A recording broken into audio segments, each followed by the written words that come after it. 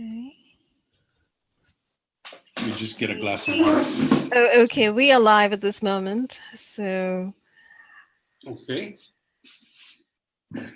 let me hit record actually. All right. So good morning, everyone, and welcome to Romola D Reports and Global Gestapo 9. I'm here this morning with Dr. Eric Karlstrom, as always, on Global Gestapo. And we're here to talk about a variety of subjects, I understand, this morning. Starting with, we'll talk about some updates that Eric's been making to his own website, and we'll go on to talking about the Phoenix programs as discussed by Doug Valentine in his book. We'll also talk about MKUltra a little bit. We'll definitely go back to the CIA. CIA is organized crime as a subject of everlasting interest to everybody, I'm sure. And so welcome, Eric. Thanks so much for joining me this morning. Yeah, great to be with you again, Romola. We do have so much to talk about. Both of us, I think, started out completely ignorant about this program when it was visited upon us, and we were enrolled in this program. And there is a daunting amount of information. You've found a strategy, I think, which is brilliant to interview many people and get many voices and inputs, because this is such a complex subject. But yeah, we've done now 8 of our Global Gestapo and series, and I'm very happy that we've been able to cover these things, and we actually had several before that. So I don't know, we probably got about 12 or 14 or 15 interviews, and I think we started out with the K. Griggs series of interviews. That's right, on the Global Gestapo. You know, we do have many, many interviews. I should probably create a separate page and playlist and put them all together, because you have, I should tell people, I'm sorry, I didn't introduce you properly this time. Everyone should know that Dr. Eric Karlstrom is a professor emeritus of physical geography and environmental geography. He's taught at many universities, I think retired from California State University. And so one of his subjects of expertise is global warming and climate change. So we've talked about the whole constructive fraud, I guess, of global warming that's been set in place and that has succeeded in fooling many of us over the last decades and continues to fool and deceive many people today. So I encourage everybody to check out those particular conversations in particular, because Eric has provided graphs, he's provided a lot of scientific information to show that we're really not in a state of global warming, but rather in the middle of a mini ice age or something, right? Right.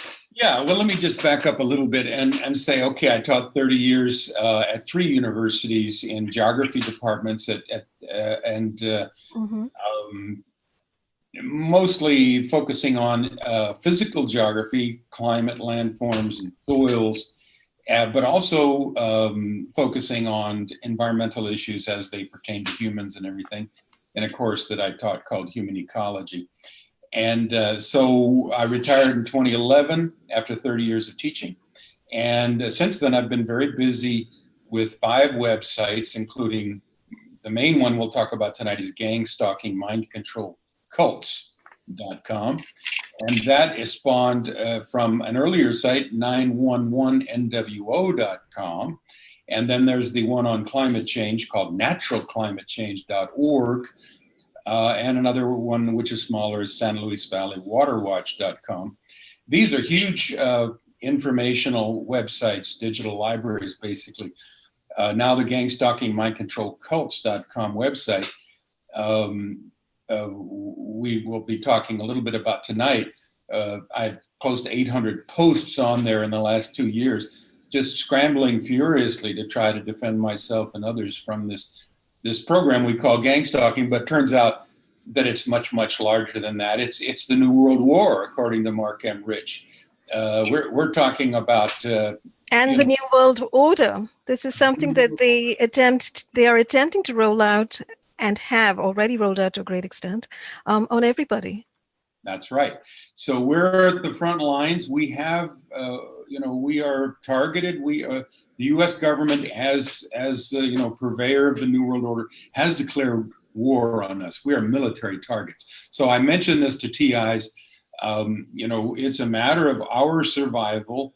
It's a matter really of life and death in terms of maintaining who we are and some quality in our lives. So there's great incentive to learn as much as we can. I feel inadequate to it sometimes, but that's why it's very great to be able to talk with you, because you have different perspectives.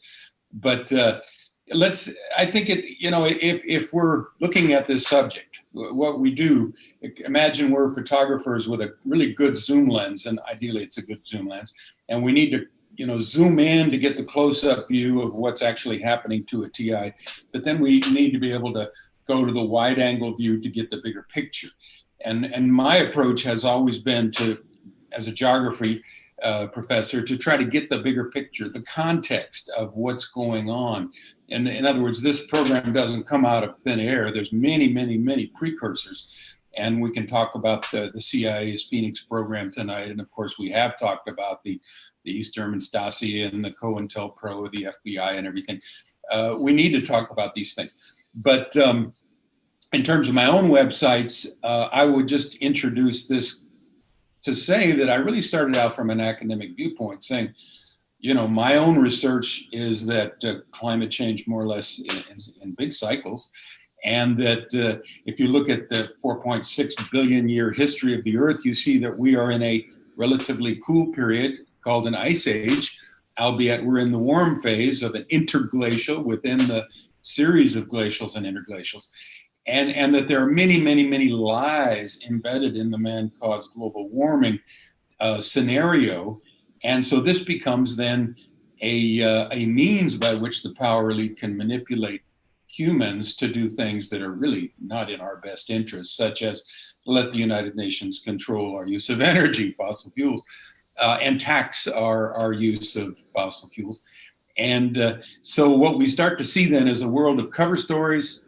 And then, and it's our job, really, if we want to be responsible citizens, to uncover the layers, unpeel the layers of lies, and get to the truth. And so we see the same thing with the Operation 9/11, which is a fraud. And of course, Osama bin Laden was a CIA asset back in the 80s.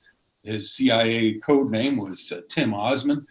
The global war on terror is a fraud, and yet it propels the national security enterprise and the national security establishment, and $8 or $9 trillion have been transferred from social programs in the United States since 9/11 into this national security establishment, which is actually terrorizing America, especially targeted individuals. So we see then a whole series of lies. If we're going to be aware and conscious and good citizens, we need to know the truth. But of course, this becomes then a way to manipulate the public. And I'd like to start with this quote, which I think is so pertinent. Did you want to share screens, Eric, and go to your website and show us your latest updates, if you wish? Oh, well, we can do that. Sure. Yeah. Let's see if I can. Because we wanted to start there. Everything that you say, of course, is true. And in a sense, what you're talking about is there is a big picture, but behind the big picture are people who want us not to see the big picture.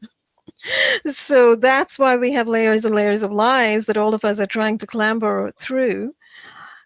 In so many ways. One of the insights I had recently, maybe everybody else has already figured this out, is that the media, we talk so much about the mainstream media putting out lies and deceit and so forth. Well, I kind of figured out that actually the mainstream media does not really operate on its own. It's kind of an arm of the government. It's putting out propaganda because that's what it is. It's a part of the government. Or it's a part of those authoritarian people in power who are running things. It is. Something odd is happening, but very much so. And lots of windows. We see a lot of windows. I'm trying to share. Your internet connection is. It says it's unstable. Yeah. Do you see my windows there? I do. Yeah, I see all of your windows. So I'd imagine everyone can share. Yeah. Okay, well then we can start with that then, I guess. This is the quote from Joseph. Can you see the print? Can you see Yes, I can see your document open and the Joseph Goebbels quote the at the print bottom. there? Mhm. Yeah. Okay, so this quote actually has so much information in it. This was, of course, this is the Reich Minister of Propaganda of Nazi Germany during the Nuremberg trials. He said, if you tell a lie big enough and keep repeating it, people will eventually come to believe it. Of course, the Nazi term is Weltanschauungs. Very much that's what we're living in, a situation where it's psychological warfare, but it's giving us a false worldview.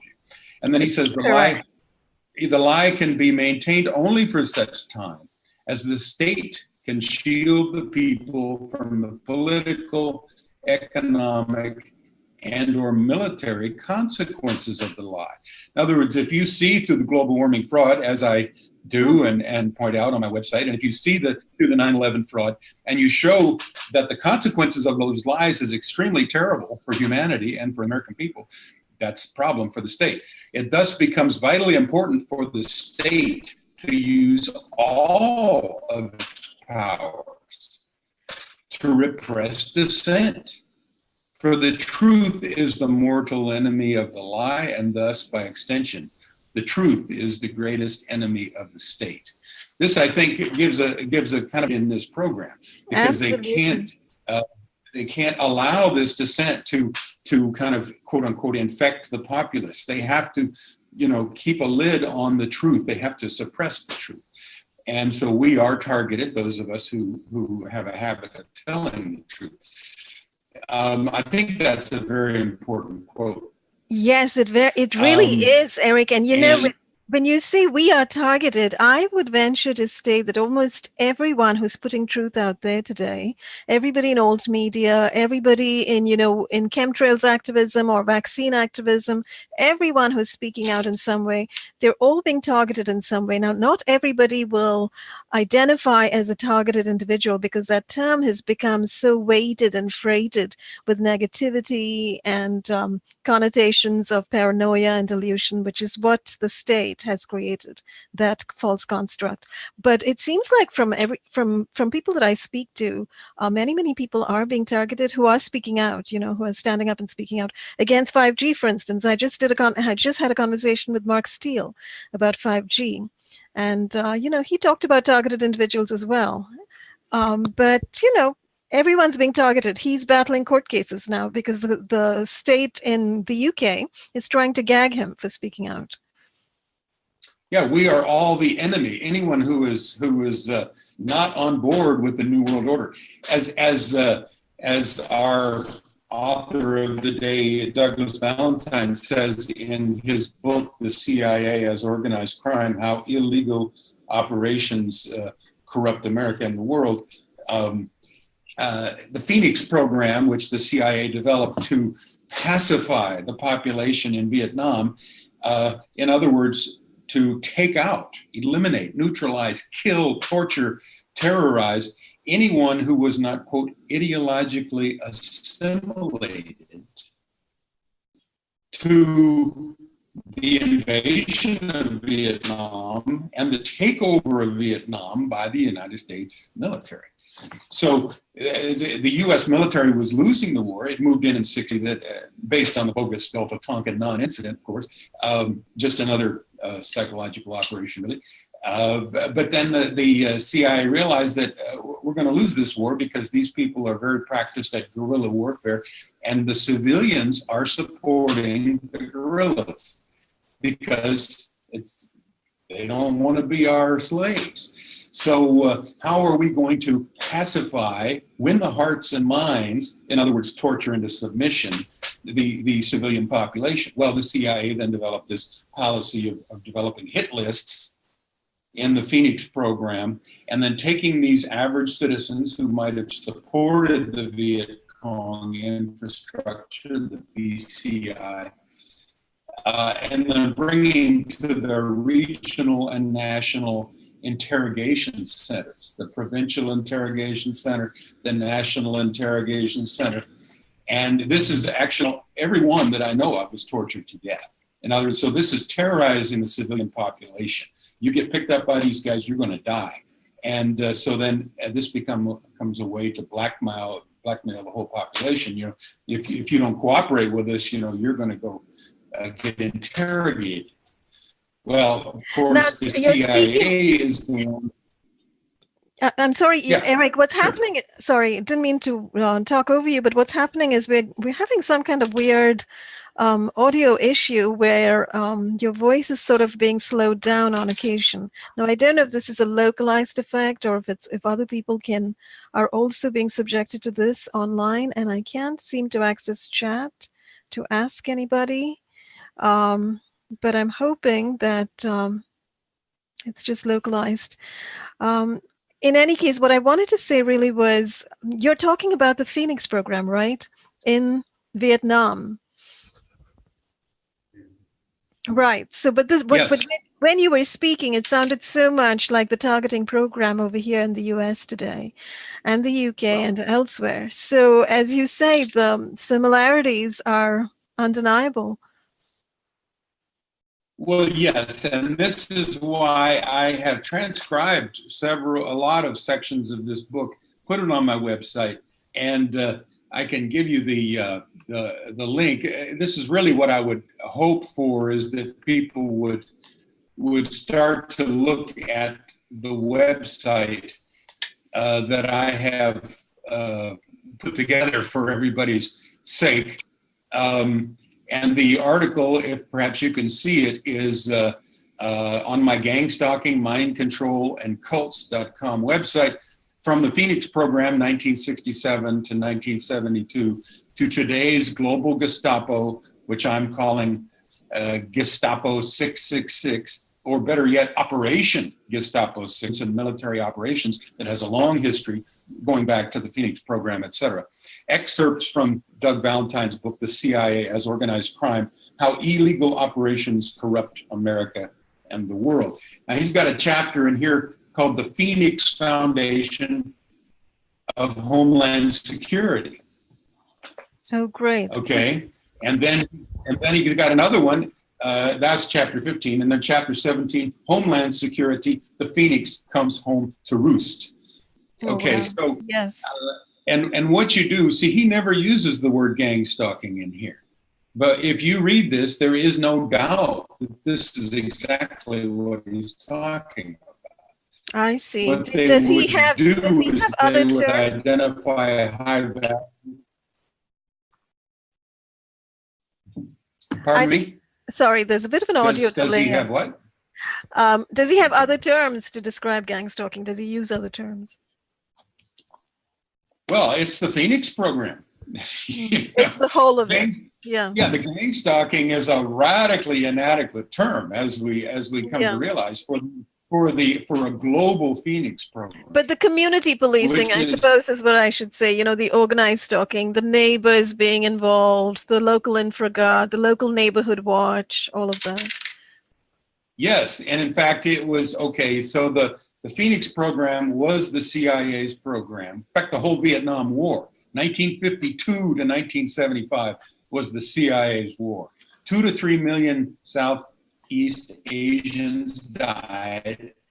55,000 Americans died. And the only winners, really, was the military-industrial complex. It was all greed. It was all based on greed, as Doug Valentine was. They put together this bureaucratic system called the Phoenix program.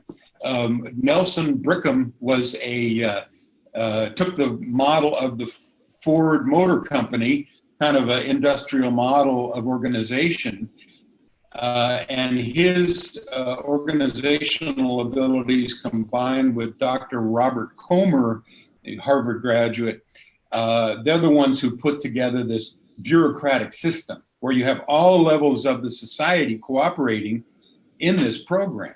Very much like in very much like what we have today in America. So we have Nelson Rockefeller to thank for this? Nelson Brickham. Brickham. Okay.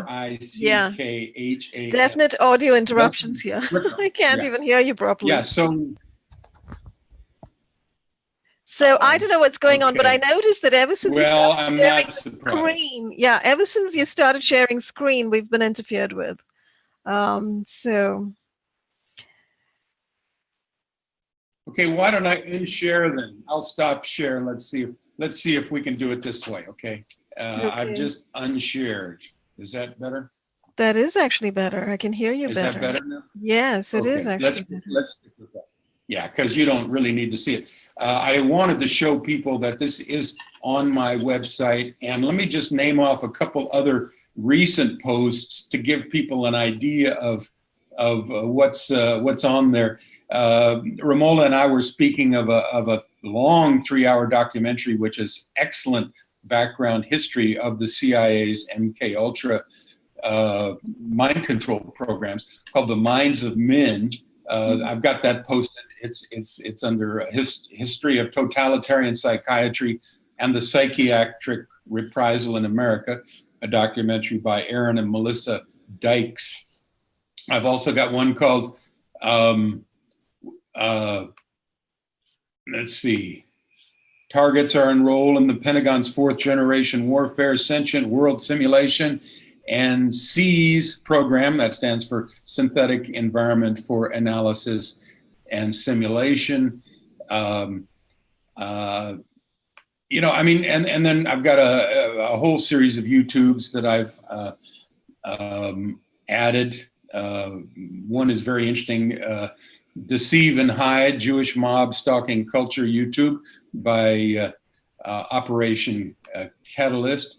And then I've got a whole series of Doug Valentine's interviews under a post called CIA's Phoenix Program, Computerized Genocide, CIA as Organized Crime, and DHS, Department of Homeland Security, as the new Phoenix Program. So, this information is out there. It's available. We're trying to get this widely disseminated so we will know who the enemy is. And so we will have a way to protect ourselves and to fight back. Romola, I'm beginning to realize if we're going to do a class action lawsuit, it probably should be against the U.S. government. Yeah. We can talk about that later. But all these are government programs, and whether They it's are. or the FBI or whatever, we could list many of the participating agencies, but it is the U.S. government. And here's another little interesting quote coming from Colonel George Hunter White, who was an operative of the MK Ultra program. Give you an idea what happens to people when they work in these programs.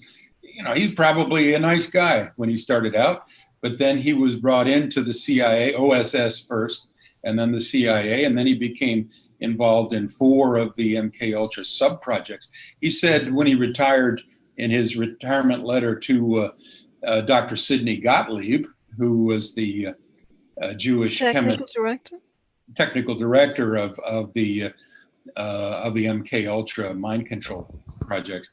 He said, I toiled wholeheartedly in the vineyards because it was fun. Oh, yes, I remember that quote. Where else could a red-blooded American boy lie, kill, and cheat, steal, deceive, rape, and pillage with the sanction and the blessing of the All-Highest? Pretty good stuff, brother. So there's a culture of criminality within our own institutions. And now, of course, we have this gigantic global Gestapo going. Our taxpayer money is paying the military and the intelligence and all these private subcontractors to target, torture, terrorize, and even terminate American citizens. Now, is this how we should be spending our money? I suggest that a critical number of Americans need to realize that this is that the whole system now has turned on itself. The Phoenix has come home, and now is being used. And therefore, every American is in danger. Every American is in danger. Now, global Gestapo is our term for this. My term, and I've tried to put together many acronyms, is Gestapo 666 or Gestapo And that stands for Global Intelligence Syndicate, Satanic, Space-Based, Security, Surveillance, Stalking, Tracking, Targeting, Torture, Terrorism, Termination, Transhumanism, and Psychopolitical Pentagon Policing for Profit, Psychotronic, and Psychological Operations. Well, that's more awkward than gang stalking. It's pretty comprehensive. But it does say a lot, yeah. So global Gestapo 666 is maybe a little more descriptive of what's actually happening. These are government-sponsored programs that are targeting and taking out good Americans. You know, dare I say it? You know, I mean, people who are not criminals, and you've criminalized now a large class of people to target and harass and track these people. So anyway. And it's the convergence of really dark programs, both from the CIA, as you just mentioned, you know, with the Phoenix programs from overseas coming home, but also the COINTEL programs, you know, put in place by Hoover and his pals in the FBI. So that it appears to be right now the FBI and CIA are working in close collusion. And of course, they're working in close collusion with the military because they are using military weapons of war on the civilian populace, but not telling them. You know, we have indications through various memos of understanding, and there's some documentation of all of the conversations, etc., the conferences where this kind of coalition and working together began. But at this point in time, they're refusing to divulge in the local police departments the actual surveillance technology that they are using. So this is the state of affairs. This is like keeping the public in the dark. This is not a democracy, obviously, if the public doesn't know what the police is doing. Yeah, we're into a totalitarian police state, even though martial law has not been declared. Let me just read a couple quotes here from Doug Valentine's book. And he's actually quoting a Sergeant Ed Murphy, who was a counterintelligence specialist in the 4th Infantry Division in Vietnam and the 116th Military Intelligence Group in Washington, D.C. He said, Phoenix was a bounty hunting program. So is the Gestapo. You know, you get your picture, you know, and you're a high or a low priority target. And then all those people with their apps on their cell phone are looking at these photos. And I see it all the time, Romola, down here in Mexico. I live half a year here. And everybody's got their face in their apps, and they're looking up and they're looking down, you know, and trying to figure out, you know, if they're doing it there, in other words. They're doing it in Mexico just as much as they're doing it here in the South Shore Mall in, you know, Braintree, Massachusetts. I have to admit, it took them a little while for them to catch up with me here. I had about a year of peace, but now it's full bore here. And they're incorporating both Mexicans and North Americans, Canadians and Americans in the process. So, but anyway, it's a bounty hunting program, according to Ed Murphy, an attempt to eliminate the opposition. By which I mean the opposition to us, the Americans, getting what we wanted. This is Ed Murphy speaking, which was to control the Vietnamese through our clients, the DMs, the keys, and the twos. Those are puppet presidents. Phoenix was far worse than the things attributed to it, he says. It was heinous, but no worse than the bombing. In order to get into military intelligence school, I had to write an essay on the debate about the Vietnam War. The thrust of my paper was, what we do in Vietnam will come back to haunt us. It was a one world thesis. Well, I go to Vietnam and see the bullshit Phoenix program going down. Then I come back to the United States and see the same thing going on here. I'm at the 116th MI group in Washington, D.C. And as you leave the room, they have 9 slots for pictures, 8 of them filled. Rennie Davis, Abby Hoffman, Ben Spock, Jerry Rubin, all the protesters in the Vietnam War. And I'm being sent out to spot and identify these people. This is Phoenix. This is Phoenix, he says. Okay, so the Phoenix program was immediately implemented here. Then they called it Operation Chaos. But now it's the same thing. He says the point is the Phoenix program was used in Vietnam, it was used in the United States, and it still is used in the United States. So the CIA then is, the more I study these things, the more I realize the CIA is at the center of all this terrible stuff. Correct. And, we should also remember, as we're speaking about the FBI, the CIA has been engaging in domestic operations inside the US for a very long time.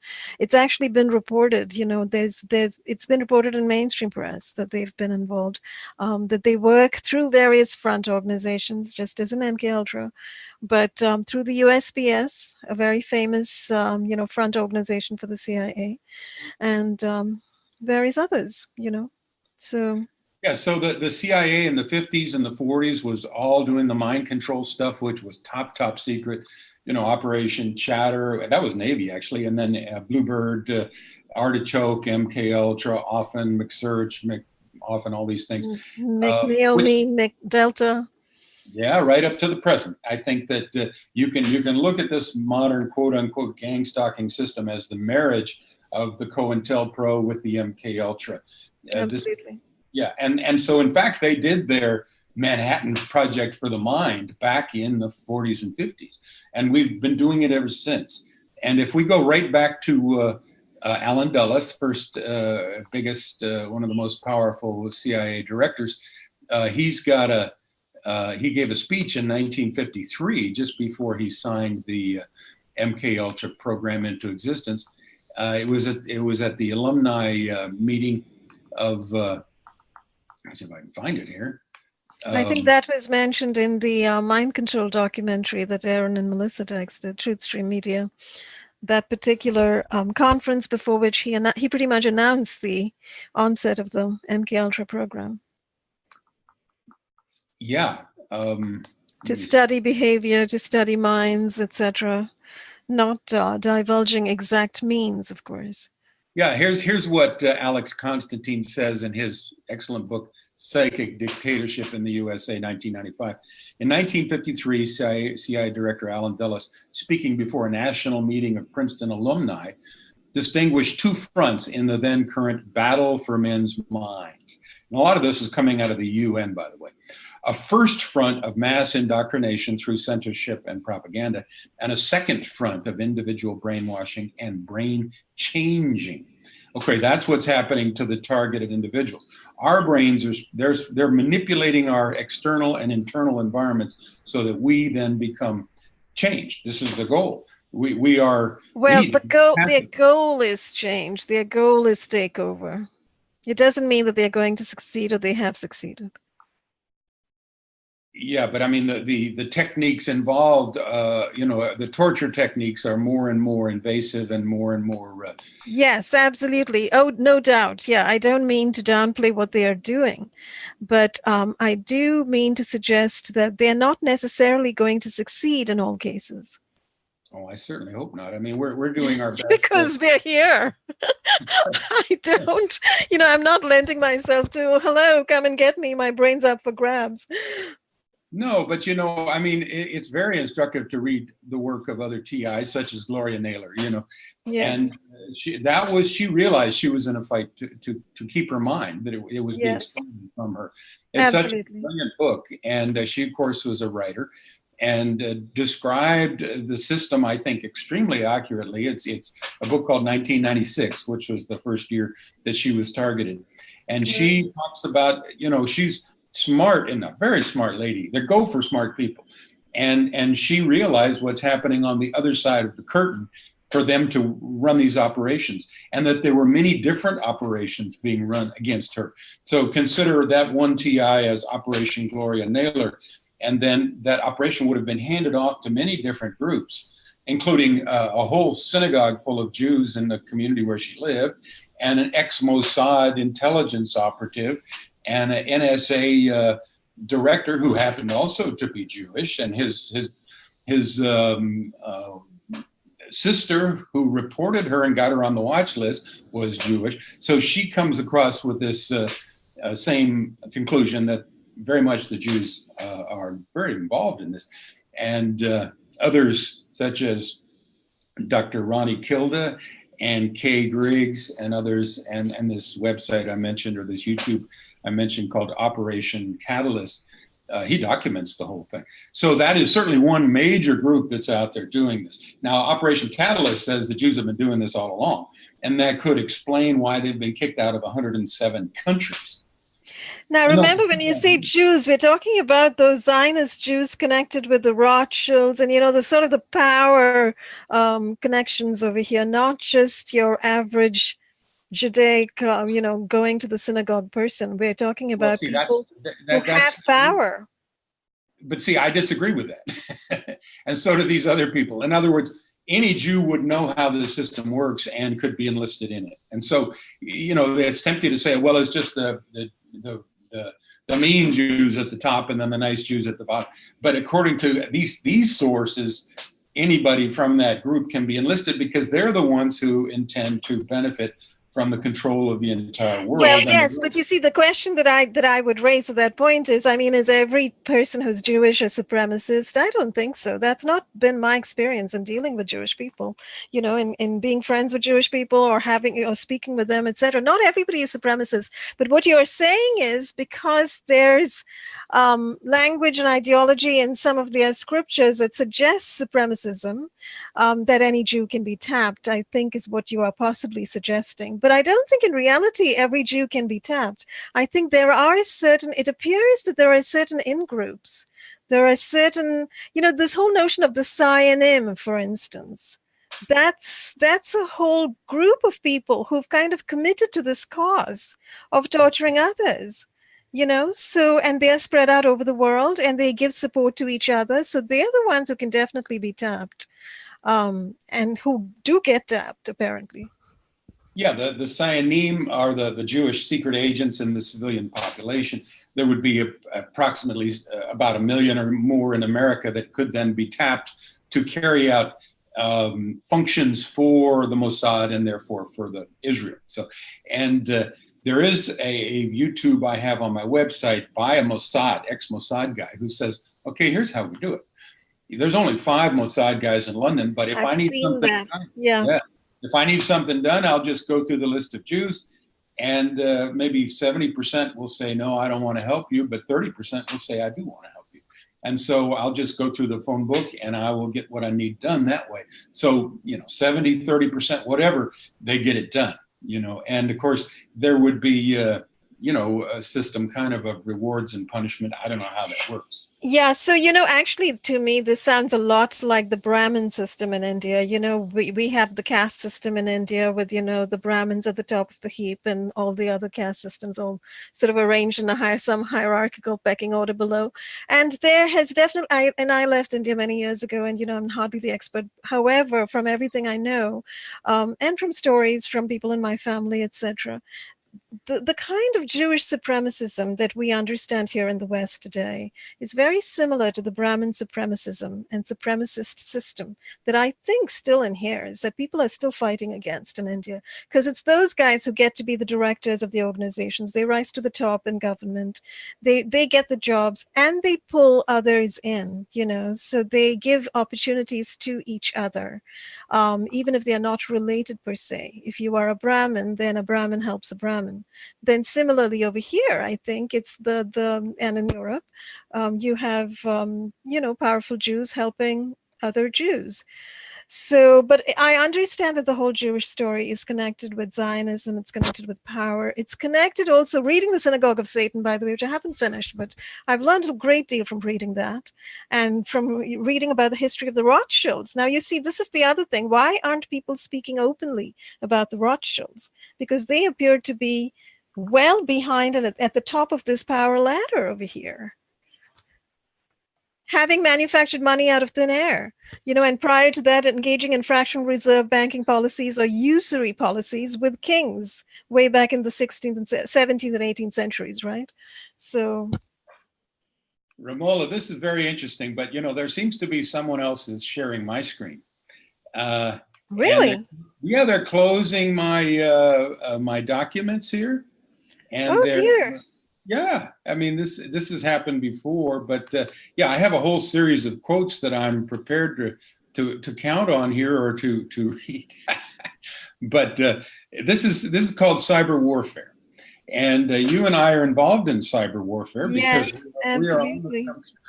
And so that means that the Israelis or the Mossad or the CIA or the Defense Department or whatever feels that they can attack us, and they are attacking us. Yeah, they have no right to, by the way, they have no right to. I think from the beginning, what's happened is people who are speaking out have been wrongfully watch listed, wrongfully targeted. Everything is wrongful. They may think that they've got it all legal and on paper, but none of us who have been listed are terrorists. None of us, they use the word troublemaker. And then now they've got a new word, and this comes from the FBI, and it's called extremist. And while they run extremist programs on us, because running weapons programs on people, I would say, is definitely extreme. So everything that they have done, as far as I can tell, is absolutely illegal, unlawful, illegitimate, and wrongful. And they have no right to hack into our computers whatsoever. Well, they also like to call us terrorist threats and traitors. And this is that's what they are. This is the characteristic of the Illuminati. They accuse others of being what they are. Of what they are. If they want to call us a terrorist threat and a traitor, well, they're terrorist threats. And they're definitely traitors. I think we are the ones fighting for this country and fighting for, all of our countries around the world. Those of us who speak out, have a conscience, have some integrity, and have some spine. Yeah. But yeah, going back to what you said, you summed it up. Basically, I think the power structure is, as I said, Judeo-masonic Satanic. And that the top people who tend to be, control the financial systems of the world, the banksters, sometimes most called. Definitely, yeah, I call them the banksters all the time. The banksters, yeah, the mostly Jewish bankers who tend to be in these secret societies and who all are related to those original Rothschilds. It seems like, in some way or the other. Yeah, the Rothschild plan goes back to the inception of the Bavarian Illuminati in 1776, for which there are many documents. And Adam Weishaupt wrote the plan for world takeover, which was approved in that meeting in 1776, took over the top levels of Freemasonry shortly thereafter, used Freemasonry as a screen then. And Freemasonry is all based on moving up through these degrees, which are all based on the Jewish Kabbalah, which is a system of Babylonian Satanism and black magic. So Judaism, I would say, based on my study, is the worship of the Jewish male as God. It's also the worship of the serpent, which of course goes right back to the Garden of Eden, as the worship of Satan, basically. So yeah, it's satanic. And they will admit that, like Harold Rosenthal did an interview. He was an aide to Jacob Javits, the senator, and gave an interview in 1976 in which he said, kind of off the cuff, well, most Jews don't like to admit it, but our God we worship Lucifer. And he's very much again, remember, he's one of those powerful Jews who indeed is probably worshiping Lucifer. But I would highly doubt that every single person who's Jewish is worshiping Lucifer. There's a lot of atheists. You look at the people who organized the Bolshevik Revolution in 1917, which is basically being replayed right now in America. And it's the same actors who are doing it, the people with the money, the Jewish banksters, and then the revolutionaries on the street, the Soros-funded people. And it's pressure from above, pressure from below, the pincer movement. This is how you take down a society. This is what happened in Russia in 1917. Oh, yes. And the Bolsheviks. Jewish banker Jacob Schiff, gave $20 million. Lenin was Jewish. Trotsky was Jewish. Most of the Gulag, almost all the Gulag guards were Jewish. And the Politburo is Jewish. All of the and this came out in intelligence reports from the different nations in 1920, 1921, 1922. There was the Red Terror. There was, in which 2 or 3 million people were killed and tortured. 14 million by Stalin, wasn't it, during the World War? The Red Terror was just right at around 1920 when. Oh, okay, all right, yeah, different periods of absolute genocide. It sounds like that was funded by the Harrimans, another Illuminati family out of New York. So what you see then is funding for these genocidal operations in which a small elite takes over and guides the nation and controls the nation, and we saw basically 80 years of hell in the Soviet Union when these people were in control. And then when the Soviet Union fell apart, who got it was the Jewish billionaires, and they carved it up like a dead dead carcass. You know, oh, you get this, you get that. And so you go out of the fire, the frying pan, and into the fire. You know, 80 years of repressive communism, and then the super capitalists move in, and then they take just about everything. You know, so in this process, you know, the average 66 million white Christians are tortured and killed in the Soviet Union. This is, I believe, we're on the, and that's according to Alexander Solzhenitsyn. And that is undeniable history. That is an undeniable fact. Yeah. Yeah. So, you know, again, it does come back to this long-term 3,000-year plan for world takeover. So that's what I mean by there is a supremacist eugenicist faction here, you know, that is behind things, behind these sort of large-scale genocides and totalitarian takeovers and so on, and layered hierarchizing of society, and doing what Goebbels was talking about, right? Suppressing the truth, suppressing dissent, going all out to create propaganda, to create methods of brain takeover in order to hold on to their hegemony, to hold on to their status as you know, power mavens in this space, and suppress people. So imagine their policy has been to suppress everyone who might stand against them across time.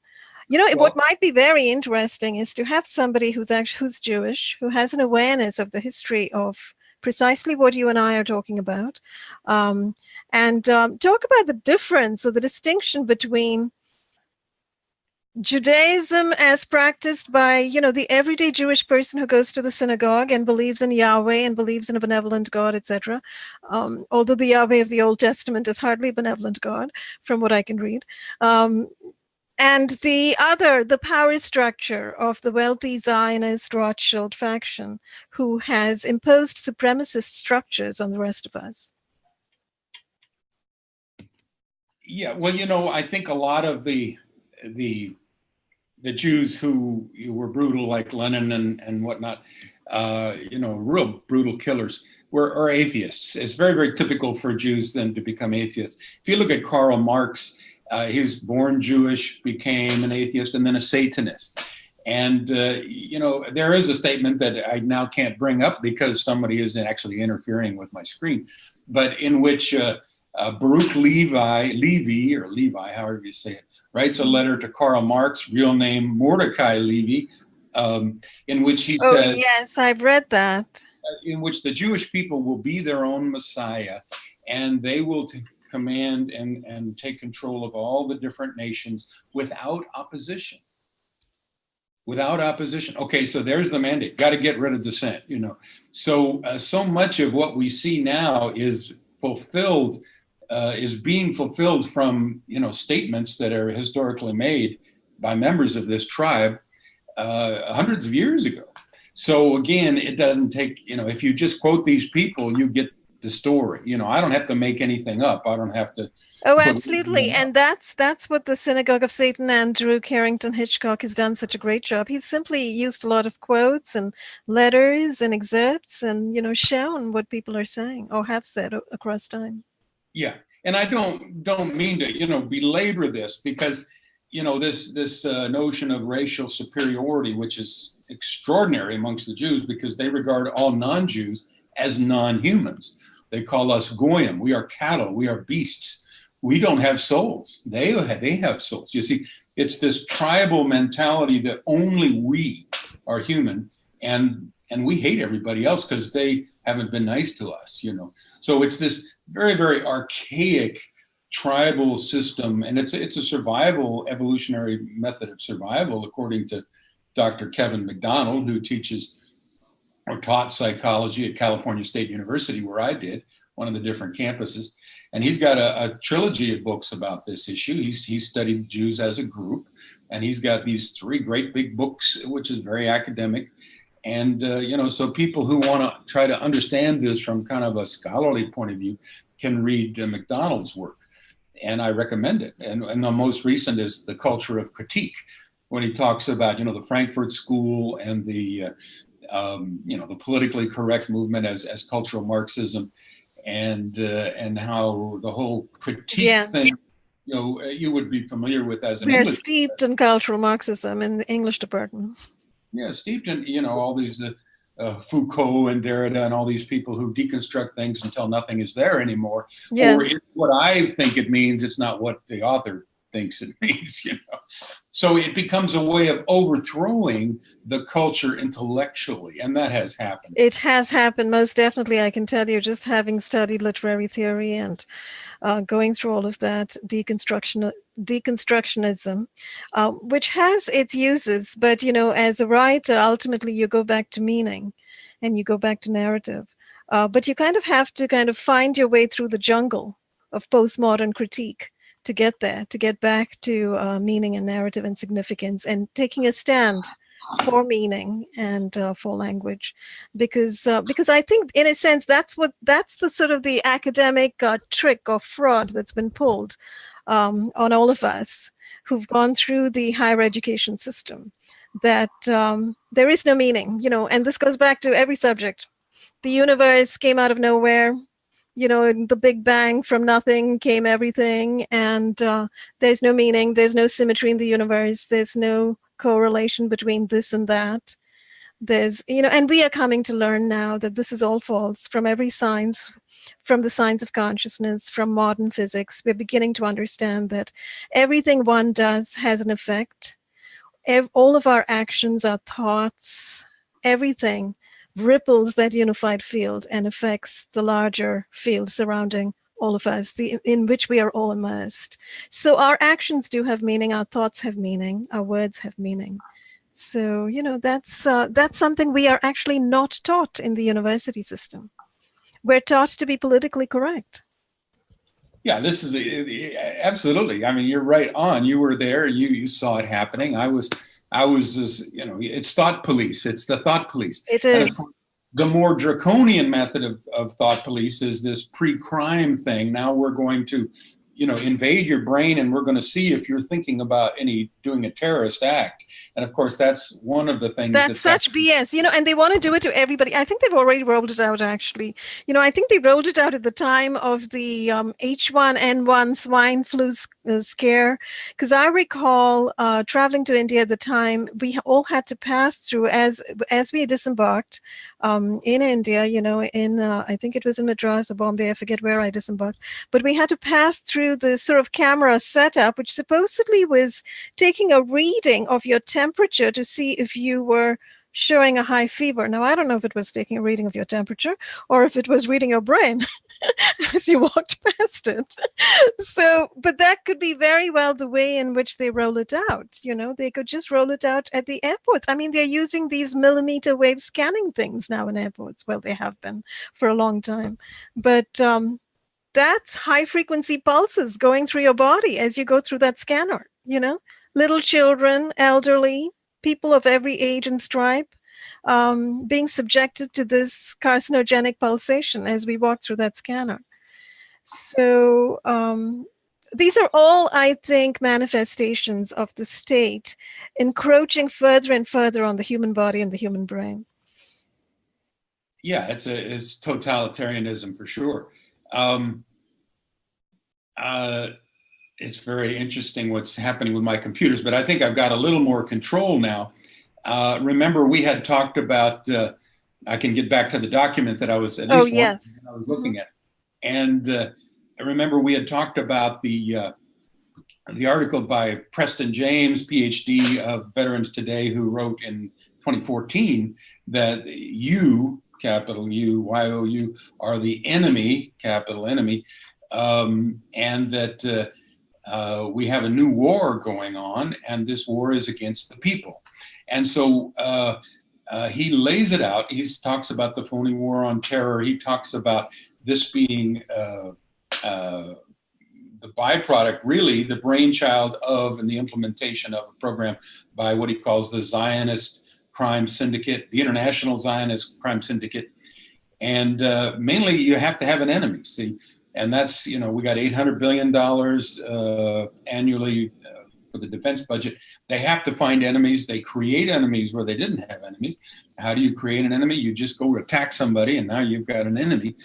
And this is what they've been doing forever. So what we have is a steady stream then of degradations and provocations against average Americans en masse and individually with the targeted individuals, provoking them to resist, causing them to be labeled as dissenters. And then now you have your conflict, and now we can afford, we can justify all this expense. Exactly, because then you see you have, and this is something I've definitely thought about after the whole technocrime fighters debacle, you know, that what was happening that entire time that we were getting together and doing what we thought was a great thing, talking openly about targeting, etc., because Catherine Horton was on the team and raving about, you know, killing judges and policemen every now and then, and absolute violence. You know, she threw out such statements of violence every now and then, and all of us had to try to rein her in, often on camera, but often off camera. And she ultimately refused to accept that she had even said these things, which anyone can see for themselves if they just check the videos. It became so problematic. We had to, you know, stop Technocrime Fighters Forum.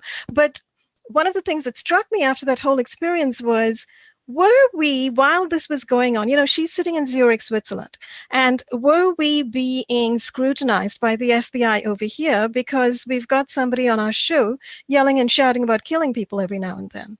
You know, did we come under scrutiny? Did we, in a sense, even though we were speaking out against that precise phenomenon of targeting by the state, were we then being considered enemy combatants because we are speaking out about ending these bad systems of targeting, and you have somebody in our group shouting about ending it with violence, you know?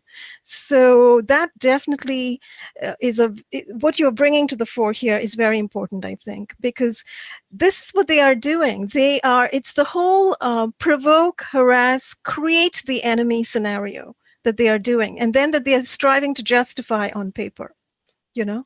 And I can tell you, after techno stopped, I had been severely cyber hacked that whole year and a half that we ran techno, on both my techno projects as well as my other podcasts. But after techno stopped, it seemed like one layer of hacking at least had been lifted off my computer. And around me, I was not so obviously surveilled. You know, there were cars parking in my neighbor's driveway with LE on them. That's law enforcement, you know.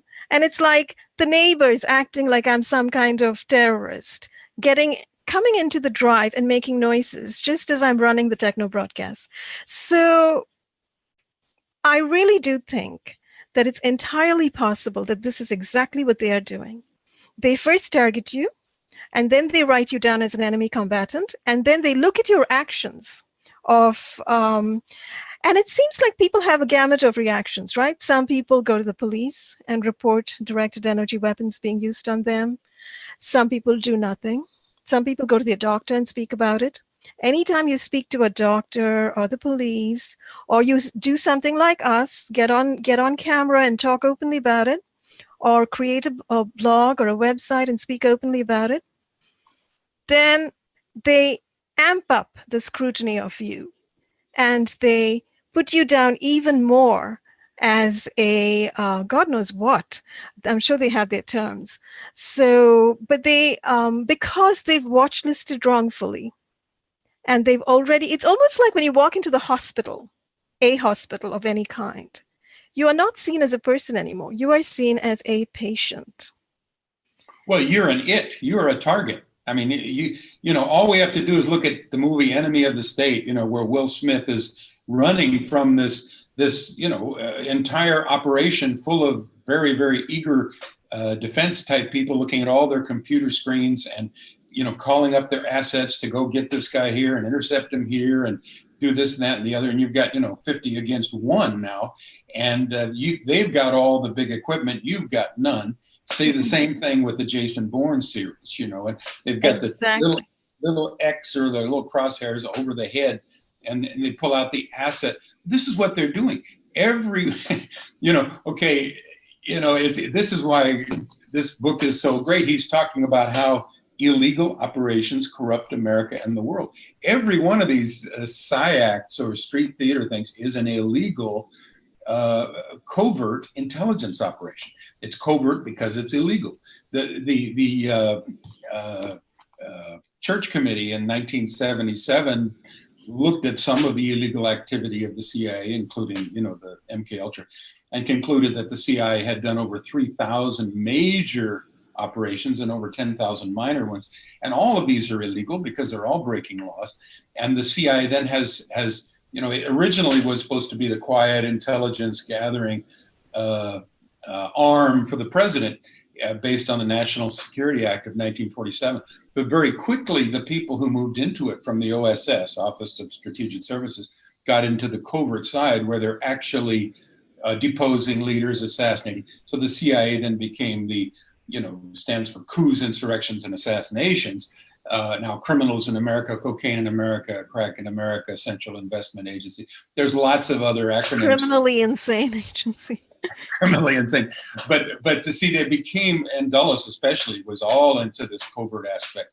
And, by the 50s, according to L. Fletcher Prouty, who was a very well-positioned liaison officer between the military and the CIA for 8 years, he said CIA and its allies, the secret team, had taken over the world and America in the 1950s under Eisenhower, using this template of covert operations. And what is a covert operation? Well, they only do it, each one of your psi acts that you are subjected to on the street, they only do it if it's deniable. So they always have plausible deniability, their little mantra, they cover themselves left, right, and center all the time. Go up to your stalker, as I sometimes do, and say, what's going on? What are you doing? They'll always have a lie. A story, yeah. Have a story. That's their cover story. And then, of course, they want to get more information out of it, and they want to, in this case, they want to harass and bully and they want to harass and bully. And it almost just seems like they've been given some kind of notion that they are in power here, that they have power over you, because they very quickly will start getting aggressive and often mention calling the cops. Yep. This has happened on a couple occasions to me. So it's absurd what's going on. Absolutely absurd. Well, let me just read a little bit, if you don't mind, what Douglas Valentine says about the CIA in his book. He says, and this is a fairly short statement, but it pertains to Afghanistan, but it pertains to the whole world. He says, these things were planned 70 years ago after World War II. The big brains in industry and government prepared to rule the world. And then the American empire consists of hundreds of military bases, about 800 all around the world, and a CIA station in every country. The CIA is not a law enforcement agency. It's our mafia operating in foreign nations. And then he says,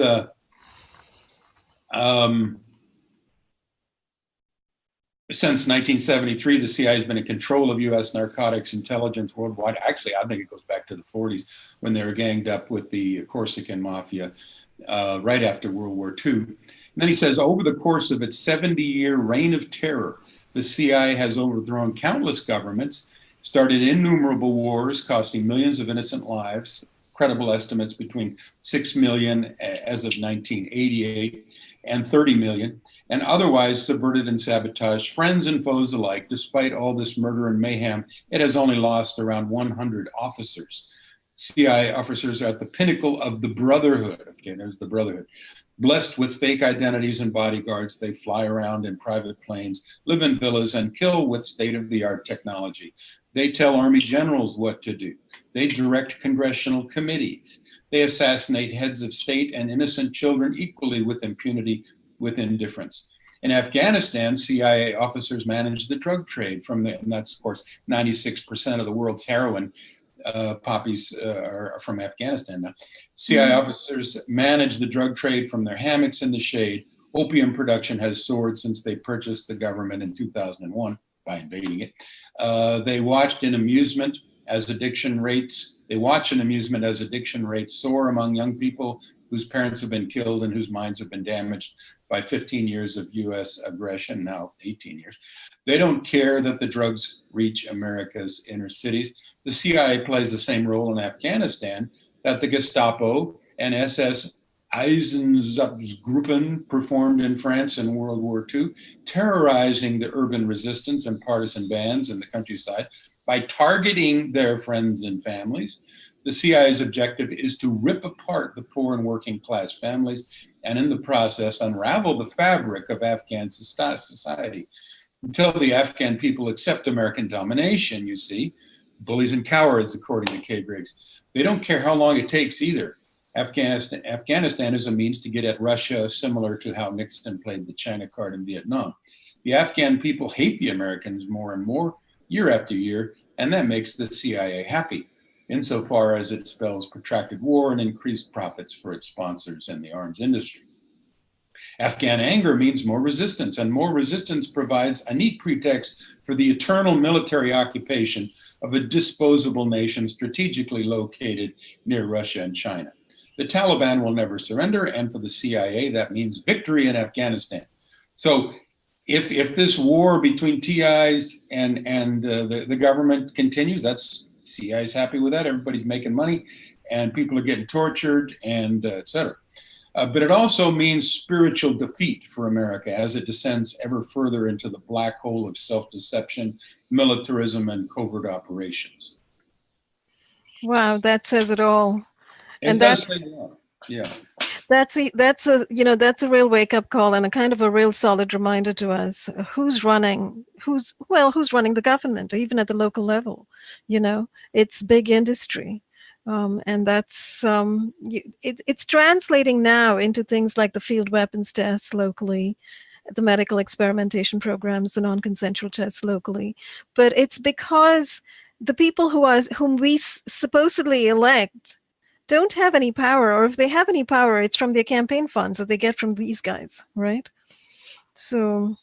Yeah, the military-industrial complex, of course, Eisenhower warned us about in 1961, and he said, this is no way to live with so much of our money, over half the world, the taxpayers' money, going into the military-industrial complex. It means we're not spending that money on helping the poor or educating kids, or it means that money's going to the hogs that are feeding at the trough. Absolutely, yeah. So it yeah. appears that a very small fraction of the money is left over to go into the roads and the schools and so forth. And I was going to say the streetlights, but I just got through talking with Mark Steele about streetlights in the UK, where they are rolling out 5G through these streetlights, sub-gigahertz radar pulsing streetlights, smart lights that are possibly headed here as well, unless people in the US don't do something about it. There's a real need to do something about 5G, because 5G, Mark Steele spells it out completely. He says it's a weapon system. It's a weapon system. It's going to kill babies. It's going to kill people. And that's, if people don't realize that and stop 5G rollout, that's welcoming genocide with open arms. Yeah, this book here, Top Secret America, The Rise of the New American Security State, Dana Priest and William Arkin, talk about it. It's a weapon system, and they advertise it that way. So you and I are targeted by a weapon system, and we need to know it, and we need to respond accordingly. In other words, we have been declared enemies of the state. We are its. We are not people. There's no due process. There's no habeas corpus. We don't get to confront our accusers. We don't get to know what we have been accused of. Mm-hmm. Our rights have been stripped away from us, and all TIs, that's the case. And going back to what you said about what happened with Catherine Horton and everything, once you get on the list, the terrorism watch list or whatever, and there are several, the no-fly list, et cetera, then they need to keep you on the list. So they will sometimes involve you in a setup where it looks like you're doing something wrong. Yes. And so they'll frame you. They'll do your frame up, just like the COINTELPRO. Just like the COINTELPRO, just like the FBI infiltrated every group, etc. And according to what Gerald Sosby has said, they when they go to these FMJs. So according to Gerald Sosby, there are two ways in which you can be watchlisted wrongfully. One is through the FISA programs, through the Patriot Act, etc. Is it 215 or 715? 702 FISA, I think, is the section number. But there's also the way of going to to the local federal magistrate court and stating to him that this person needs to be investigated, and so you need to give a court notification. So then the FBI gets that court notification, and that's their on-paper justification to, some completely sick, massive COINTELPRO on this person. So, and also to go around to the neighbors telling them lies like, this person is a drug trafficker or a pedophile or whatever, and we have to investigate them. And you have the neighbors like sheeple believing it in this day and age, because Americans have lost their minds apparently. And then the whole thing goes on. You get targeted by your own neighbors, community police is unleashed on you, covert weapon systems unleashed on you, etc., etc. And this particular methodology with the FMJ is renewed every 90 days. So every 3 months, they have to renew this little warrant or whatever. So is this what they are doing? I mean, it's horrifying. Just looking at the number of national security letters that have been issued every year, I think it's something like 200,000 to 300,000. I think this was a figure from 2009. And then after that, the numbers continue to increase. Yeah, they probably went right up. And according to Richard Lighthouse, he says 170,000 people are targeted. You, of course, say many more, right? Possibly 1.5 to 2 million. And that's what George Webb says, I think. Dennis Montgomery suggests 2 million. So this is a means of totalitarian takeover of the society. It's a means of taking over by targeting some and suppressing and lying to everybody else, and involving everybody else. Well, remember during the second invasion of Iraq in 2003, the news made a big deal of the fact that, these high value targets, like Saddam was the king of spades, and then his son was the jack of, hearts or diamonds or whatever. And so, they just like the Phoenix program, you have pictures up there and these are the people we're going to take down. And it's a big game for these guys. They're having fun. They're making money. These people then who get on the targeted list, you get to kill them. So we have to realize we are dealing with professional killers, That's correct. Professional killers. Our government tax dollars have paid these people in counterterrorism and special operations and whatnot on spycraft as well as ways to kill people. And now that is all being turned back against the American people. And just like Ed Murphy, the sergeant, said, this is going to come back to haunt us. And it's haunting us in a huge manner right now. And what's so insidious is that just as the ordinary person has been corralled into this, so have the local businesses and retail operations. Every single business in a city is taken over through these public-private partnerships that they make with Homeland Security, with the fusion centers. So what these guys have done is, using the cover of seeming authority, using the cover of seeming legitimacy, flashing their little badges, they have taken over the little mom and pop shop around the corner, the nail salon, the hair salon. They've taken over the library, the public library. They've taken over every single public and private organization in our communities, just in order to target certain people. And they're using, the vehicles of these people are also being used, like the FedEx vehicles, the UPS vehicles, the fuel oil vehicles. The one just pulled up in my neighbor's driveway, supposedly to, fill their tank with a big racket. So things like that. So through this means, think about it, the entire business enterprise, the entire community, the business community, the commercial community within which one is a resident is taken over. So you go to the Y to go to the gym, perhaps, and everybody is being given advance warning about you. And they're all looking at you. Oh, what else? They're wearing little hats with the word patriot on it. And that little insignia with the, the finger, and I forget what it is exactly, but people know what I mean.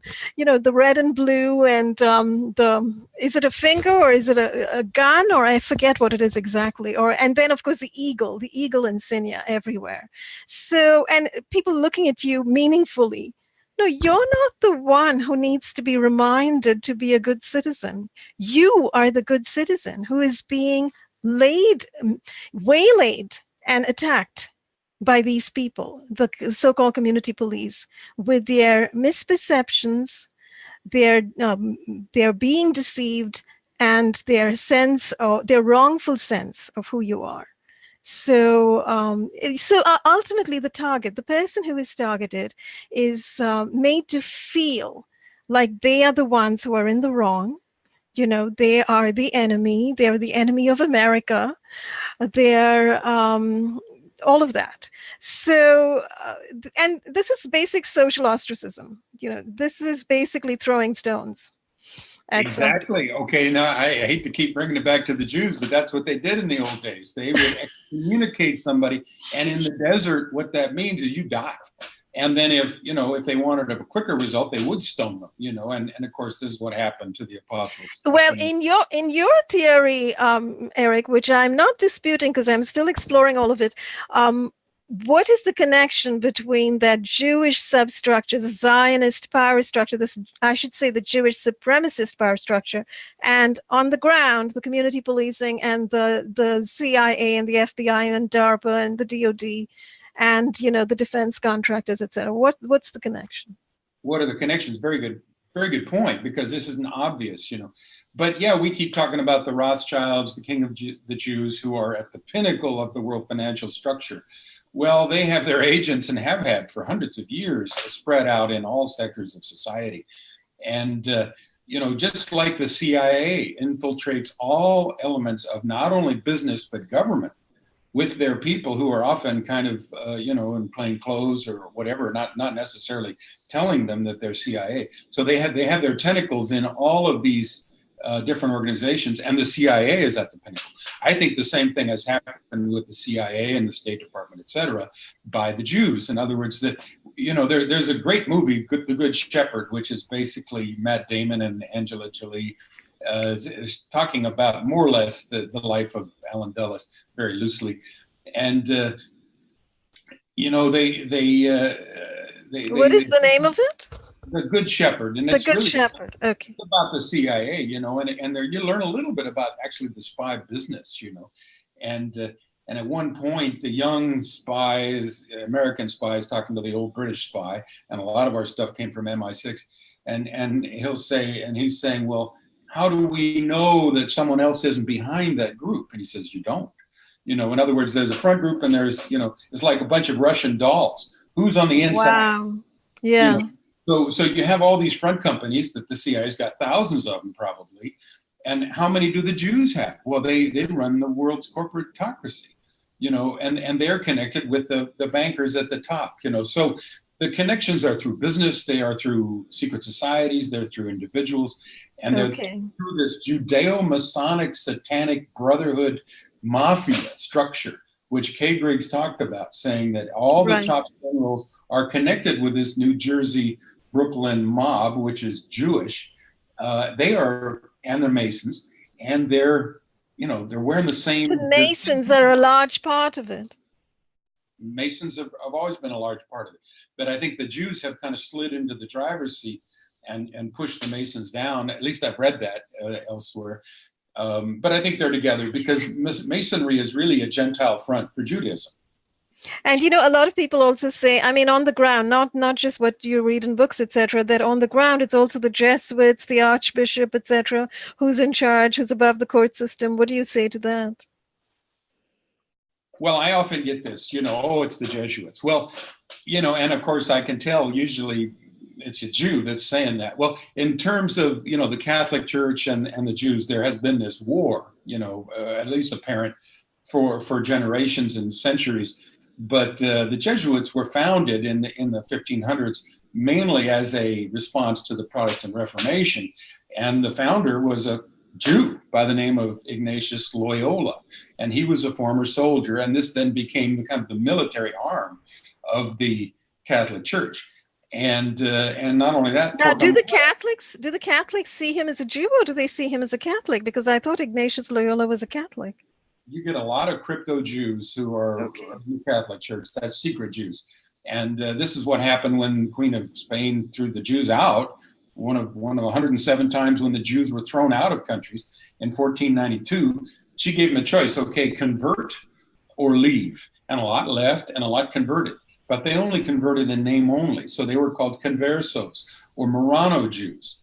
They are secret Jews. In other words, they are outwardly Catholic and they are inwardly Jews. So this is how the whole thing gets so very, very tricky. Yeah. So Jewish means secret Jewish. In other words, it's like the Project for a New American Century, which scripted 9/11 and all these wars in the Middle East, which benefit Israel. It's a crypto-Jewish outfit because most of the people that are in that Jewish intellectual movement many of them are dual Israeli-American citizens. You know, we're talking now Faith and Ludi and Wolfowitz and Richard Pearl and Bill Crystal and Dick Cheney and Donald Rumsfeld and all the guys that gave us 9/11 and all these wars. This is a crypto-Jewish think tank because they don't actually admit being Jewish. They are Jewish. And if you look at their record, you see that they're Jewish. And, you know, Michael Chertoff, another dual American Israeli citizen. It's a Jewish infiltration and takeover of the American system. And that, you know, I still think we need to sue the U.S. government, but because the U.S. government is accountable for it, but it's not in control because it has been usurped and infiltrated. As I said earlier, right. It sounds like it. It sounds like there's sort of an internal power structure, and I guess this is what, you know, Kevin Shipp and others call the shadow government. You know, there's people, and if you look at other analyses, I think State of the Nation had this analysis about the Rothschilds, the whole British banking operation, of which the Bank of England, which is owned by the Rothschilds, and the Rothschilds are a part. You know, the whole power structure in the world, the British Empire never ended.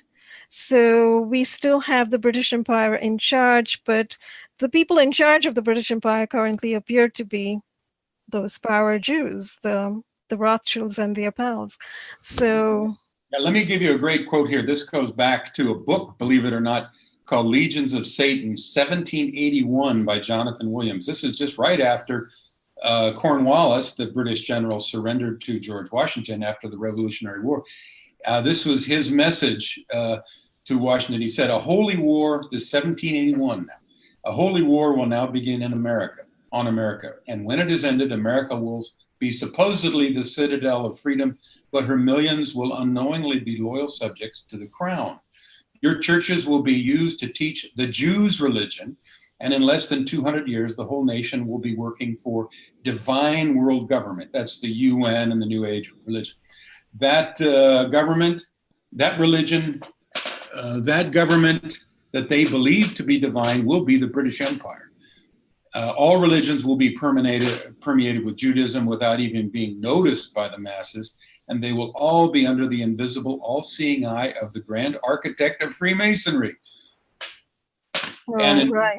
Washington himself was a Mason, and he gave back through false religion what he had just won with his army. So it's very confusing, but this is why I call them Judaeo-masonic Satanists. Right. Well, this in a sense goes back to that basic power structure that we have been talking about. There is this Talmudic power structure, there is this Judeo power structure, there's a Masonic power structure, and there are these wealthy Jews behind everything.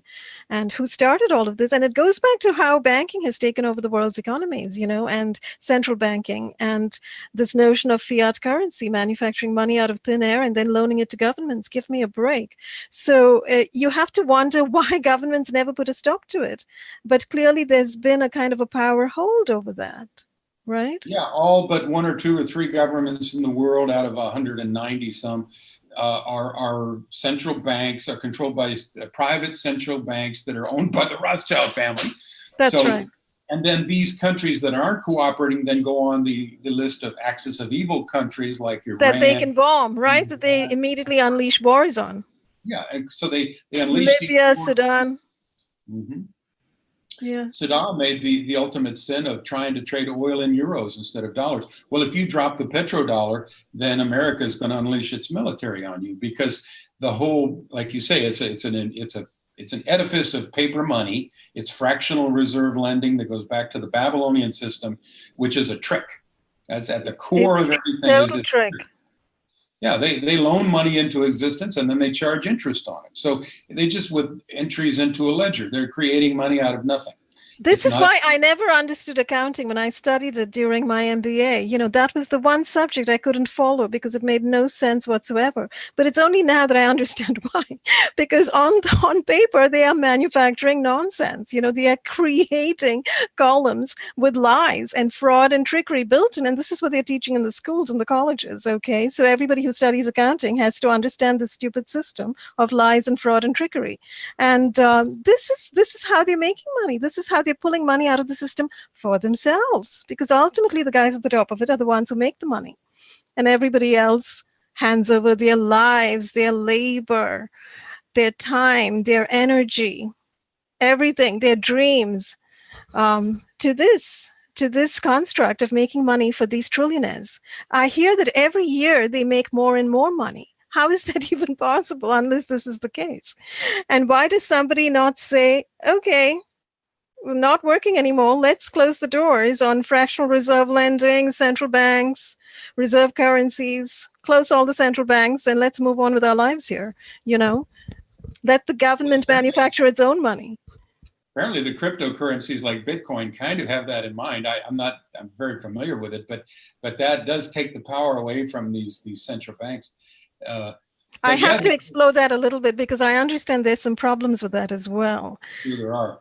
I'm sure there are. But the Talmud, which of course is their holy scripture coming from the elders, the teachings of men that Jesus condemned, says when our Messiah returns, every Jew will have 2,800 slaves, Gentile slaves, which means they will enslave us with this money system. You know, this is sort of like the Muslim idea of, you know, what if you kill, those suicide bombers go off with this idea, right? Or at least this is the story we are told, that 70 virgins are going to be waiting in heaven for them, something like that. It sounds like such a hokey thing, you know, from ancient times. So anyway, we've gone a long way in this conversation, Eric. You've talked a great deal about, you know, the Phoenix system, the actual system on the ground over here. And of course, we've come back to this issue of the power structure, who's running the show, and very candidly spoken about power Jews and supremacist Jews. And, you know, I think it is important to speak openly of these things. And to everybody who comes along and says, oh, you know, this is anti-Semitic, well, this is the other thing. Somebody did come along, somebody we do know, in fact, who left a comment on one of our videos saying this was anti-Semitic, what you were saying and what we were talking about. And I responded, but perhaps we should just address this notion of anti-Semitism briefly today. What do you think?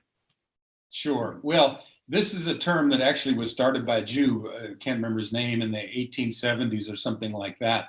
And then the meaning got shifted so that they could use it as a kind of a verbal weapon, as a put down against somebody. Actually, Semitism or Semitic refers to a group of languages in the Middle East, most of which are Arab. So Palestinians are Semites. They're Semites. Every Palestinian, every person of Lebanese origin, even, I think, is a Semite, because they are the indigenous people from that region who speak that group of languages. But most of the Jews in the world today are kind of from this ancient, they're converts to Judaism from this kingdom, you know, of Khazaria. Not that it really matters, but there's Sephardic Jews and then there's Ashkenazi Jews. Ashkenazi. But oh, yeah, sorry, I don't know how to pronounce it. I may have pronounced it wrong. I did it as a kind of a pun, but Nazi is in there, right? But Ashkenazi. But basically, they are a slightly different racial mix. They're more Turkish, Mongolian, but they're not from the Middle East genetically. Not that part anyway. So the very term anti-Semitism is a lie. It's misleading. I would say anti-Jewish. I mean, I'm completely anti-Jewish. I'm not anti-Semitic. I've got nothing against those Palestinian kids. In fact, I would say all TIs now are in the same position with no rights as those Palestinians are. Oh, yes. Those who are targeted are being treated just like the Palestinians. Or they're without rights, without due process, etc. Concentration camps. We have an electronic concentration. We have an electronic concentration camp over here, and your rights removed from you. And no recourse, it appears. The more you read, you find that there's been, for instance, there was a Supreme Court ruling in 2009, apparently, which said that prisoners in Guantanamo were to be treated as non-persons who could not expect to have constitutional rights. And therefore, under military rules, they could expect torture. This is our plight. We TIs we've been put in a category of non-citizens. We are its. We are not people anymore. Kay Griggs brought this out in her interviews. Imagine there she is, very, very highly connected descendant of James Madison. Now all of a sudden she's got no rights. She's being tortured by her husband's friend, and he was, of course, high in the military, a colonel. But this is what's happening to Americans. Our rights have been stripped. Our right to confront our accuser, to even know what we're being accused of. So we are in the position of being like a Palestinian and treated as Palestinians are treated. Absolutely. Blacklisted everywhere, unable to get jobs. I mean, I hear such terrible stories from so many people. Every avenue they try is being closed down. They can't start their own businesses. They can't run their own businesses. They can't get teaching jobs like they used to. They can't get, nurses' jobs like they used to, because they're all being given these wrongful diagnoses of being paranoid delusional. Because at some point they've spoken out about some aspect of the targeting and they have gotten a diagnosis. And I've started a new series of talking to people who have experienced the indignity, the humiliation, and the wrongfulness of a psych hold, a 302 psych commit, where the police knocks down your door, grabs you, drags you off in handcuffs to the emergency room of a local hospital, stating that you are a danger, out of thin air. All lies, danger to self and society, and need to be psychologically examined and evaluated and so forth. And many people are pumped with drugs, kept there for longer than 3 days. Sometimes they can't even get out of hospitals. Other people have to jump in to try to rescue them. There's absolute psychiatric tyranny connected with law enforcement that is going on currently in the US today. So this is, by the way, this is the enforcement arm of the Phoenix operation that's going on. It's not just local cells and local community watches and neighborhood police, etc., in action against DIs. It's these kinds of horrific law enforcement run psychiatric takeover operations on people. Because once you're named mentally ill, once you're named schizoid, paranoid, whatever, you lose your rights. Particularly when you're in a hospital, you lose your rights. You cannot speak for yourself. It's one step worse than just being a patient when you walk into a hospital. Being a psychiatric patient is 10 times worse. Actually, it's not just one step worse; it's 10 times worse, because you have you're seen as being unable to speak for yourself. You're not taken seriously. Whatever you say, you're not listened to. You're simply not listened to. So even if you say, look, I have a job, I have a family, I have to go home and take care of my kids. Oh, but we are very concerned about you. We have to subject you to certain evaluations and give you some Haldol and whatever. I don't even know the names of these drugs, but these ghastly drugs to keep you down. Because we want to make you docile and pliant before you go out into society again. So we're in a state of psychiatric tyranny and psychiatric takeover, that's being run with the state. Let me just give you a quote here from our former president, Richard Nixon, which is interesting. On the tapes, the tapes that were finally released and got him in trouble, and hence Watergate. Here's what he said to his aide, Bob Haldeman. It's a funny thing. Every one of the bastards that are out for legalizing marijuana are Jewish. What the Christ is the matter with the Jews, Bob? What is the matter with them? I suppose it's because most of them are psychiatrists. Oh. They sometimes call it the psychiatric, or they say it's the Jewish science, psychology, psychiatry. Certainly psychoanalysis of Freud. And this is starting with Freud, yeah. Right out of their own schizophrenia. Imagine how schizophrenic you would be if you were brought up and you're a minority wherever you are in some other culture, and you're supposed to put on a nice face, but what you really hate those people because you think they're trying to kill you and persecute you, and you want everything they have. So inside you're a little complicated. You're a killer. Inside, you are a mass murderer. Outside, you've got a friendly, smiley face. So this kind of makes for an automatic schizophrenia. That's my untutored impression. And they're projecting the schizophrenia and paranoid delusional thing on us, just like they project, okay, that person's a threat, that person's a traitor, that person's a terrorist. None of that's true. It's all a lie. And if you look at the history... Well, it's, as you say, it's a narcissistic desire for power. It's an extreme greed. It is supremacism at its core.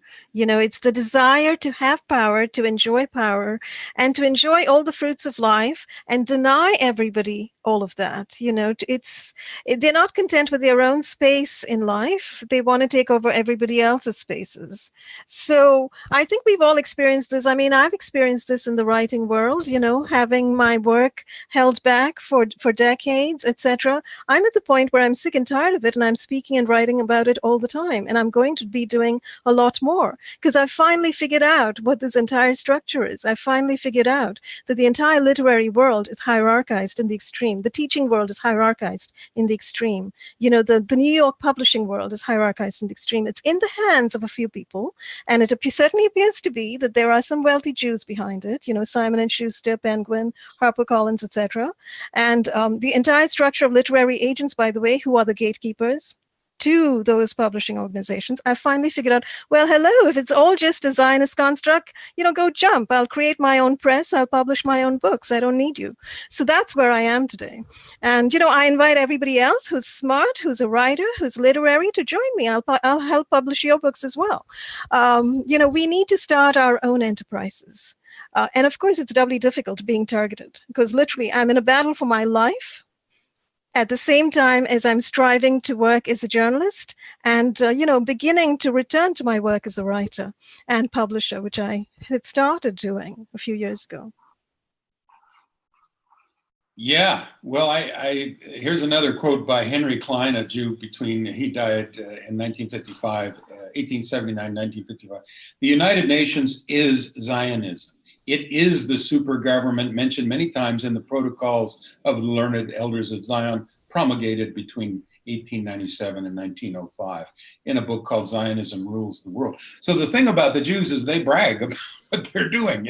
They brag about owning the media. They do own the media. They brag about owning Hollywood. They do own Hollywood. And now they're taking the Hollywood template, which is pay people to act, and they're putting it in the Defense Department, where we hire all these crisis actors for these fraudulent operations, which are, terror operations, these false flag things meant to terrorize. Oh, yes. And remember that that's a construct too. And in fact, that enters that whole realm of MK Ultra, false flag terror, and the created Patsy, the created Manchurian candidate, etc., which, comes back to MK Ultra, the biorobotizing of people, the total brain takeover, which, by the way, we should do Global Gestapo on maybe next time. But that's takeover at a very basic level, making people into weaponizing people, taking people over completely, first of all, robotizing them, cloning them in a sense, EEG cloning them, and then using them as criminals, making criminals out of them, having them be unleashed in society with guns and knives and whatnot, killing other people. So that connection back to, the Illuminati, the Talmudic behavior, the Satanic behavior, I think that connection can easily be drawn and can easily be found. And it's reprehensible. It should be outlawed in any society, in any living society. So I think we've almost come to a time in our history as a entire species on this planet where we have to take stock. And we have to recognize what's acceptable and what's not acceptable, and make a stand. People need to stand up and speak out. People need to start condemning these kinds of behaviors. Absolutely. We need a few heroes, like Patrick Henry, give me liberty or give me death. We need some people with courage. We need some people with vision and understanding. And of course, what we get is the Madison Avenue the false faces, who are talking heads and who are basically reading scripts. And they're the ones who are, of course, promoted, and meanwhile, we have the rule by secrecy, the cryptocracy, the CIA and the powers that be, the shadow government, working the public figures, congressmen, presidents, etc., like puppets, you know. And Yes. this is the world we have sunk into, and you know, God help us, you know, because another one of the little lines that's really good that comes out of this movie, The Good Shepherd, where the old British spy says to the young American spy, "You've got to push them into an unreal world." Well, this is what's happening with all TIs. That's This is what's happened. Yeah. what's happening to America with this global warming fraud and the 9/11 and the global war on terror. The I mean, lies. the lies are pushing us into an unseen world. And another one of the things he says is, you know, when you mix truth and lies, you know, the balance of those things, which we call disinformation, therein lies power. So they're clever enough. They've got smart people working on all this disinformation, misinformation, propaganda to hoodwink the American people. And so, you know, I just hope and pray that Americans will wake up in sufficient numbers to put Yes. it back, you know, because it really is a takedown. It is a takedown, and I think America has already been taken down. So, in a sense, what we are bearing witness to is the fact that, yes, this has already happened, and it's going to happen to more and more people. These power structures are going to become entrenched and very difficult to deal with in the future if, you know, things are allowed to proceed. If, for instance, further laws come down the pike, you know, further mental health laws, further vaccine laws, this is mandatory, that's mandatory. You cannot protest. If you protest, you'll be thrown in jail. There's all this. This is what's happening slowly. We see it happening in Australia. We see it happening. You know, it's here as well in this country. So, and there are people putting these bills out. You know, putting these out as proposals, attempting to take over further and further. So we're in a little pocket of time where people could actually make a difference if they had the guts to take a stand and just start speaking the truth. And even those people who are on the other side, you know, I would suggest that start thinking for yourself, because in a sense you appear to be in a hive mentality currently. All this community policing, gang stalking, it's hive-mindedness. You have fallen into a false reality construct. You've drunk the Kool-Aid, you've bought the lie here. So start standing on your own 2 feet, because all human brains are under attack today. Humanity is under attack today. There won't be much humanity left. We're on the path toward robotization and total authoritarian takeover if each of us doesn't stand up on our own 2 feet and make a difference in our own ways, however small or however large. You know, and everything adds up. Everything adds up. We need to take this country back, but it's going to take some clear thinking and some sort of spineful acting. Not spiteful, but, you know, something act with a bit of spine. Find your courage and start questioning reality as you see it. Start thinking critically for yourself. Start behaving like the powerful individual that you were always meant to be when you came onto this planet. And never give up, because what you're giving up is your life, and you're giving up the life of future people if you cave into this. If I could just read off a couple of these things as a kind of a summary. Remember, we talked about earlier the zoom lens. You need the telephoto. You need the personal experiences. You know that. Gerald Sosby and Barbara Hartwell were giving, and you need the wide angle. So in my website to get the big picture. And in my website revisions, I say, okay, here are some of the goals and effects of this program. It's a massive make work program, you know, and billions of federal dollars are being allocated for these watch lists and targeting programs, you know, through the fusion centers, et cetera. It creates a secret army. Creates secret armies that the government can control. Now you have these top-down hierarchical systems, authoritarian, where you talk to somebody on the phone and they do your bidding, you know, the hive mind thing. You isolate and remove, ISR, which is a military term, and asset strip those who aren't ideologically assimilated, those dissidents whistleblowers who become targets with the no-touch torture, non-lethal weapons, and psi-acting, etc. You create this no-touch torture world psychotronic concentration camp. You create mass shooters through this invisible no-touch torture. Some people, a certain percent, are going to snap and therefore help you terrorize the domestic population with these incidents, some of which are staged, some of which are real. You create these mass shooters. They cover up their own criminality, because if they're going after the truth tellers, then then they protect themselves. So it really is national security for the shadow government, for the criminals. You are testing these neuro weapons that the Pentagon is using. You are brain and soul mapping these TIs, who are often very intelligent, with a soul, and you're perhaps even cloning them. You're using a divide and conquer strategy for the society as a whole. So you create from the top a civil war between the aggressors, the predators, and the prey, the TIs. You create a society of sadists and spies. You weaponize, criminalize, and satanize the entire society. You create a New World Order electronic military intelligence vigilante police state. You create this electronic psychotronic genocide potential of entire populations, can be genocided with this system. And eventually, I think by cloning and copying and mapping the brains of TIs, they're using the neurotech and neuroscience, the elite may want to download those souls onto chips, and they might have the aspiration to live forever themselves as they genocide and enslave the Gentiles, the unwashed masses, the Goyim. Now, I also wanted to mention real quick, Romola, we have to see this as part of a larger takedown strategy, which involves the weather warfare, the geoengineering, involves HARP, the chemical, biological, psychological operations, propaganda, and soft mind control through the controlled media and alternative media. It involves mass trauma-based mind control through staged false flag terror incidents like 9/11, Sandy Hook, and the Boston bombings, and the steered hurricanes, et cetera, we've talked about.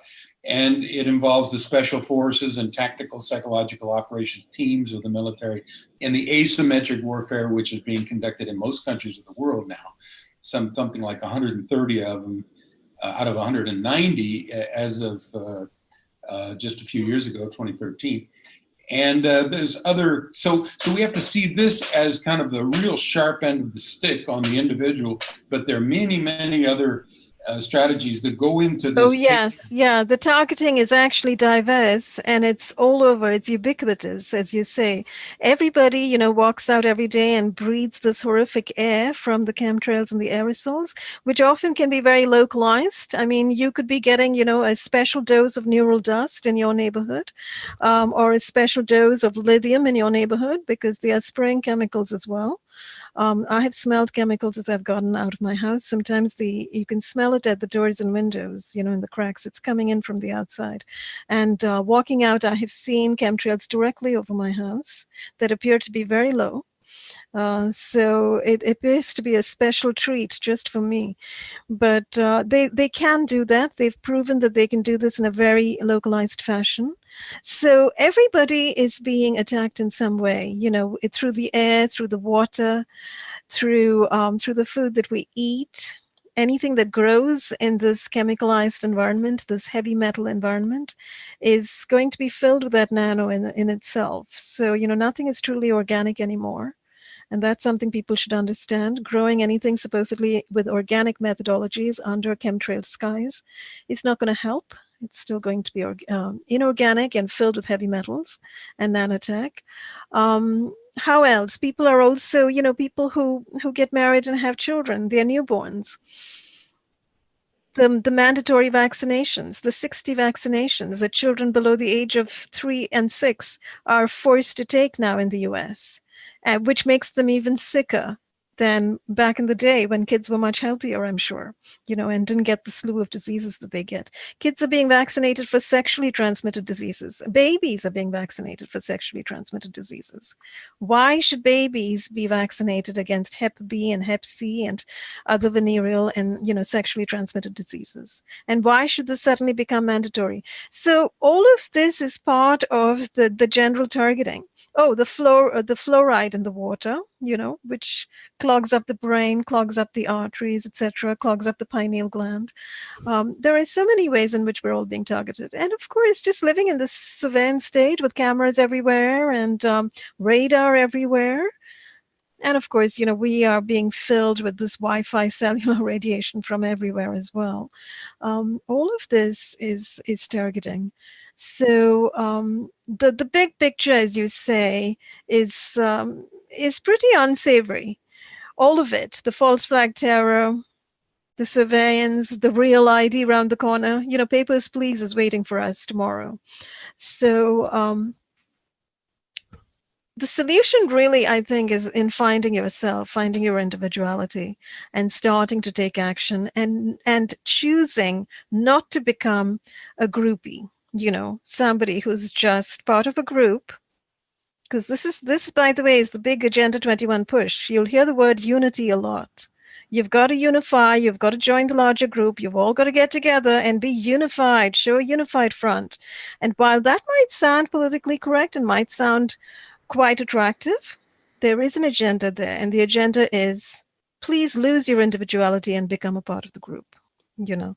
Lose your thinking mind, your critical self, your unique powers as whatever, writer, inventor, speaker, thinker, artist, academic, whatever. Lose those individual powers and become a group member is what is the main message that everyone's being told. So our message to you would be, don't do that. Hold on to your individual self because it's very important. What you could create is something that no one else can create. So you need to honor and treasure and bring forth that power of yourself. Yeah, absolutely. I totally agree. And yeah, the communitarian idea of Agenda 21, that's very central to all of this. The UN as prototypical world government, and complete control of resources, complete control of thought and behavior. I mean, this is a very, very draconian long-term goal, and one wonders even if the individuals that are behind this are even human, because it is so dastardly, it is so evil.